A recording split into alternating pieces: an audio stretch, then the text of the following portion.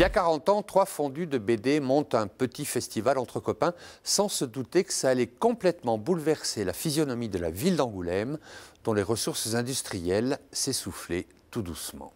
Angoulême, avec le festival de la BD, en s'appuyant sur le festival de la BD, a eu l'intelligence de savoir reconstruire une forme d'économie liée à l'image, qui ne vient pas remplacer l'industrie, mais qui permet au territoire de garder un dynamisme certain. En 1984, un certain François Mitterrand, de visite au festival, décide de créer le Centre international de la bande dessinée d'Angoulême. C'est le déclic et une autre industrie va faire rayonner la ville et lui donner une dimension internationale.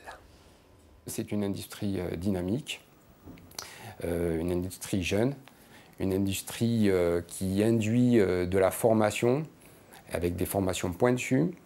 Aujourd'hui, les studios d'animation me disent on aimerait que les étudiants des écoles d'Angoulême restent à Angoulême.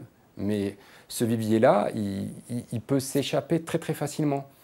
Alors, 1000 emplois équivalents temps plein, 150 entreprises, 7 écoles, plus de 1000 étudiants. Qui aurait pu imaginer ça il y a 40 ans? On est sur un événement qui se construit un petit peu de briques et de brocs au début des années 70 et qui va prendre une importance considérable. Je ne connais pas vraiment d'autres exemples aussi étonnants que celui d'Angoulême. Parce que rien ne prédisposait finalement la ville à devenir ce qu'elle est devenue aujourd'hui pour l'image et la bande dessinée.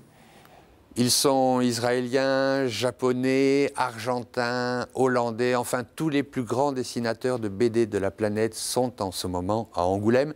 Une ville qui a vu sa population multipliée par 5 puisque l'an dernier, plus de 200 000 visiteurs étaient présents.